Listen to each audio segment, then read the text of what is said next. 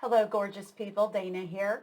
This is Module 2. We are going to talk about mission, vision, and programs. I'm going to break this into two presentations so that it doesn't go super long. So first I'm going to talk about mission and vision, and then I'm going to talk about programs and programming.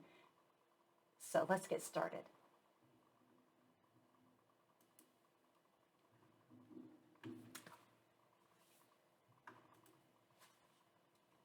Here we're talking about mission and vision. Now, if you were to Google what is a mission statement, you would find all kinds of definitions. In fact, there's probably a definition, one definition for every consultant in the United States. They all seem to have their own definition, or every book author, every business guru, everyone seems to have their own definition of what a mission is. Here is my simplified definition. Your mission statement describes what you do, and your vision describes the change that you want to see in the world. In short, your mission is descriptive. It describes who you are and what you do. Your vision is what they call aspirational.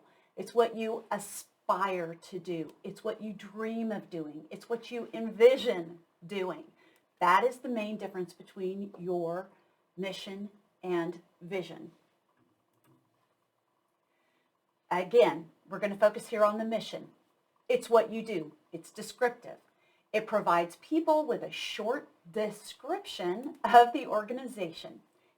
It also guides your decision making, and it differentiates your organizations from others, or it should. A lot of times they don't. And it's really not the end of the world, but it probably would be better if it differentiated you in some way. So when I say it provides people with a short description of the organization, really what I want you to think about are the employees of a nonprofit organization. So when they go home at Thanksgiving and they're talking to their grandmother about where they work, and grandma asks, what does your nonprofit organization do? You would want your staff member to have that mission statement memorized so they can just explain it to grandma as well as to the 10-year-old nephew sitting at the table. They should both understand what the organization does based on the mission statement. I've got some examples here of local nonprofit organizations and what their missions are. Oklahoma City Indian Clinic is a client of mine and has been for a very long time. And here is their mission statement. OKCIC provides excellent health care to American Indians. Boom, it's that easy. The next one is for Oklahoma State University, and you can tell which one of these mission statements was designed by a group of academicians and which ones were developed by real on-the-ground nonprofit professionals. But let's look at OSU's. Building on its land-grant heritage, Oklahoma State University promotes learning, advances knowledge, enriches lives, and stimulates economic development through teaching, research, extension, outreach, sorry, my face is covering up the outreach, and creative activities. So OSU has kind of tried to put everything in the basket, but they've done it in a way that's very concise. So it doesn't, it might take you a while to memorize that mission statement, but it is possible. It doesn't go on forever. It's just maybe a bit more descriptive, but they are trying to make everybody happy. All right, so your mission statement. A lot of times organizations will say, why do we even need a mission statement? Let's just do what we do and not worry about doing a mission statement. Well, the benefit of having that is it helps you avoid mission creep, and it helps keep your activities focused. So it guides all of your decision making. I want to explain to you what mission creep is. This is a very real phenomenon that happens in the nonprofit world, probably happens in businesses as well, but we're just here to talk about nonprofits. It happens a lot of times when a nonprofit director or executive director or board member just kind of has a pet project that they really want to do, even though it doesn't fit with what the organization does, but they try to cram it in there so that it will fit. And after a while, after you get 3 or 4 generations of board members or executive directors, suddenly the nonprofit is completely unfocused. They just sort of do stuff all over the place. So that is what mission creep is all about. And then it keeps your activities focused. If you've got a good mission statement, it keeps activities focused so that you're not doing lots of different activities that don't really fit within your mission. And I do have an example for you. Let's look at the American Red Cross, which, as we've talked about last week, is the largest nonprofit in the United States. The American Red Cross prevents and alleviates human suffering in the face of emergencies by mobilizing the power of volunteers and the generosity of donors. That is a really good explanation of what the Red Cross does. But what about what they don't do? Does the Red Cross rescue animals as part of its mission? No. Do they provide STEM education? No, because education is not part of what they do. Do they organize youth sports leagues? No. All of those things are outside the mission of the American Red Cross. So what might happen is a new board member might come in and just be full of ideas and full of energy and say, but if we rescue animals, that really will eliminate human suffering, because people suffer if their, pets are in danger after a fire or they don't have a place to do that. And what the Red Cross would be able to say is that is outside of our mission. That's not really something we want to take on.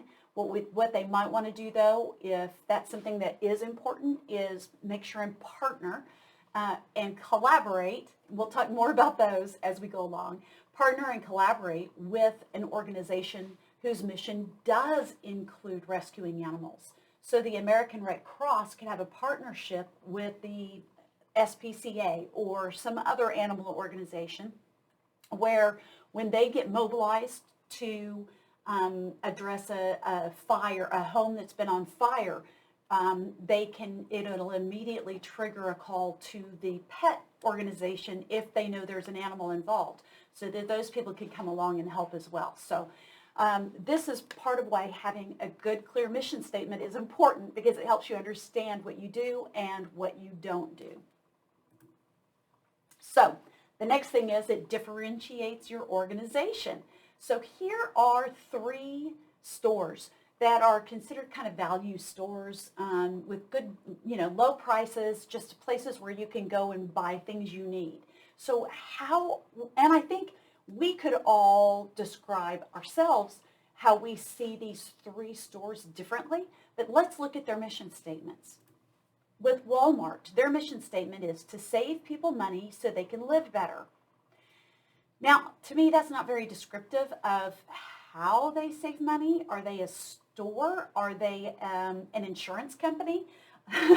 Are they a car company? To me, this is not very descriptive, but it works for them, so that's fine.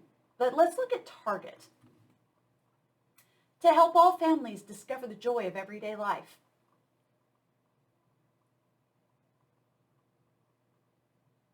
Interesting.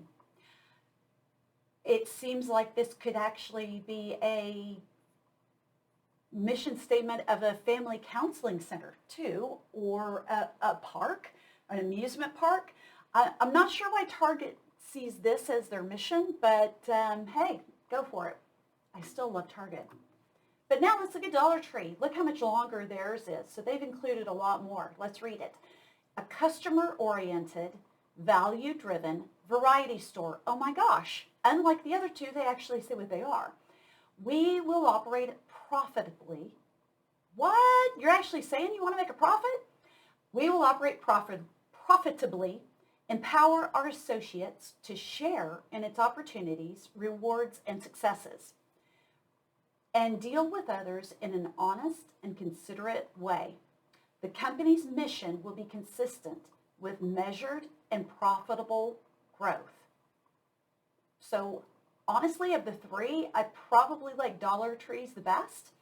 I think the last sentence is kind of weird, but the rest of it, I really understand what it is that they do. I wish they had put something in there of a value-driven variety store where everything is $1, because that kind of fits. By the way, not to get too off topic, but have you heard that Dollar Tree is maybe going to change its name to like $1.25 or $1.50 or something like that, because they are going to have to increase prices? I thought that was interesting. So anyway, back on track. Okay, I want to talk about bad mission statements. If you just Google bad mission statements, you will find all kinds of just outrageously ridiculous mission statements out there. I can always tell when a mission statement was either led by a consultant, because what they want to do is get way down in the weeds, and they want to be very theoretical, and they will always say your mission statement must have these 6 elements. The truth is, your mission statement, it needs to be whatever works for you.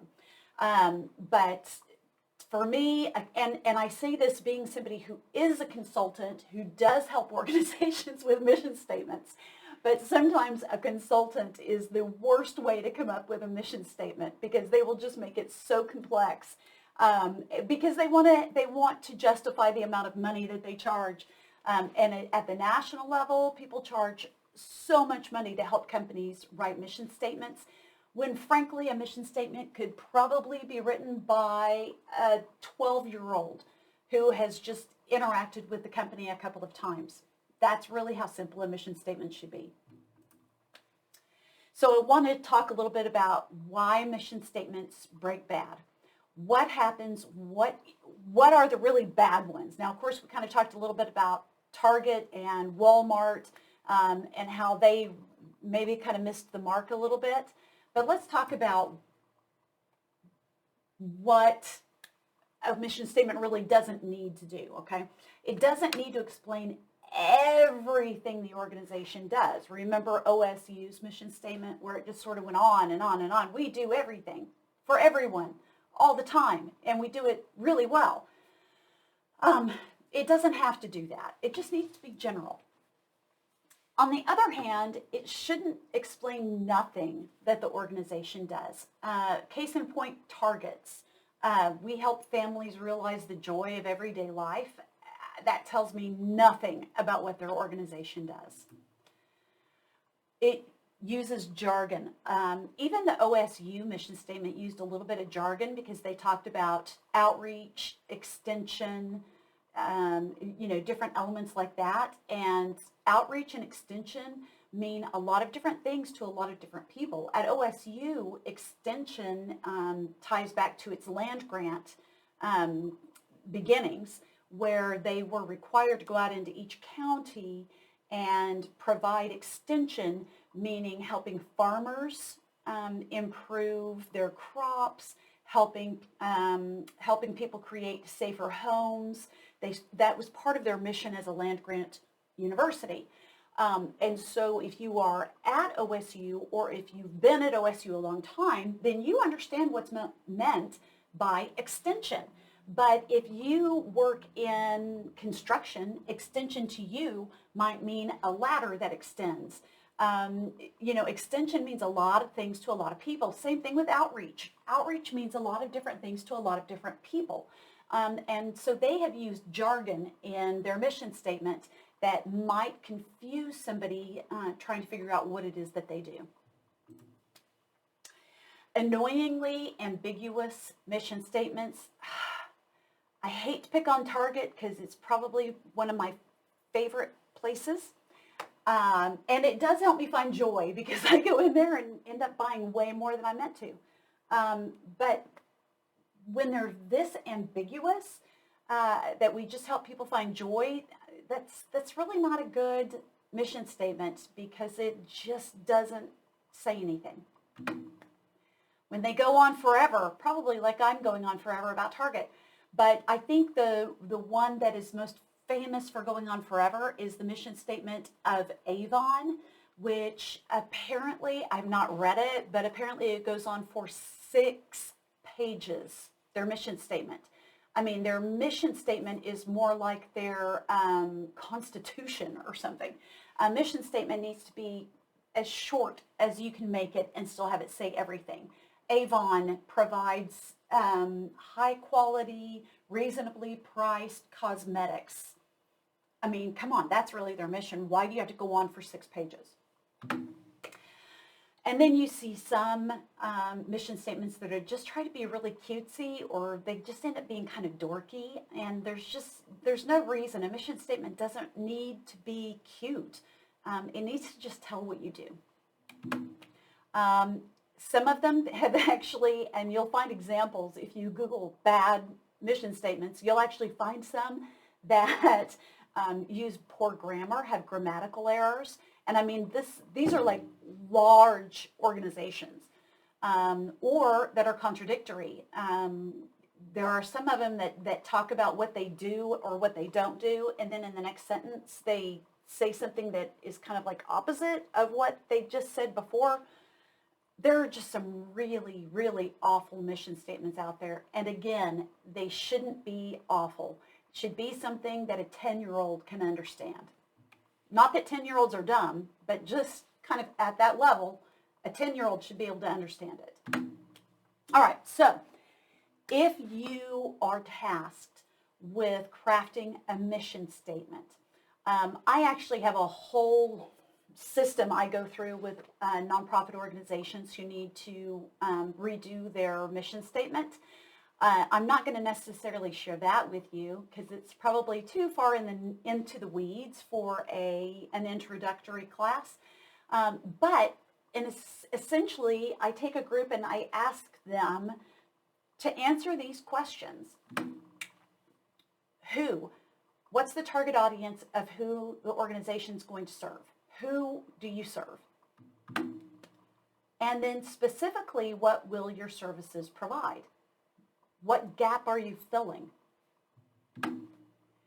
Is there a time frame involved for the audience to receive a service? So sometimes things are, within 6 months, people will blah, blah, blah, blah, blah. Is there a certain geographic area that you serve, or where do your services take place? The where question could also be, where do your audience members live? And what is the problem? What is the gap that you're trying to solve? And then how, and then is the how question. What's it going to take to be successful? So what we've got here is a who, what, when, where, why, and how. That's very traditionally described as the way to write a story about something, is to make sure you hit the who, what, when, where, why, and how. Same thing with a mission statement. You might not include every element of this, but if you go ahead and write all of that down, it's going to lead you toward creating a mission statement. Again, as we talked about at the beginning, the mission statement is descriptive. It describes what the organization does. Now, let's move on to the vision statement. The vision statement describes the change that the organization wants to make in the world. It is aspirational. It is what they aspire to do. All right, so here are some examples that I just kind of made up. We envision a world where no baby goes to bed hungry. Our vision is to be the national model for urban renewal. When cancer is cured, we will close our doors. End homelessness by 2030. That's all. So every one of these is aspirational. Now, they might not ever achieve their vision, but it at least shows what they hope to accomplish if they are successful. So a vision is a fantastic way of saying, here's where we want to go. It points to a place on the map and says, here's where we want to go. Now, I see a lot of organizations who use their vision as their mission. And that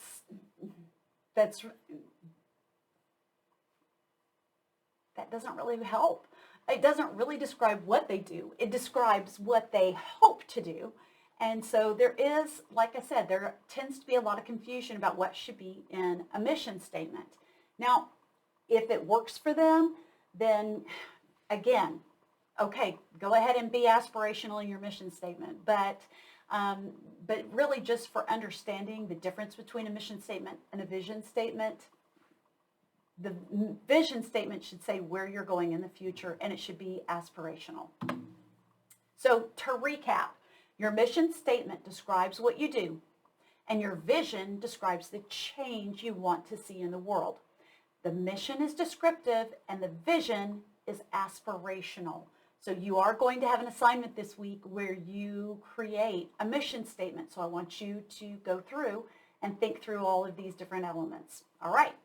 I'm going to close this, and then I'll be back with the lecture about the programs. And this is where it gets very interesting. Talk to you in a minute.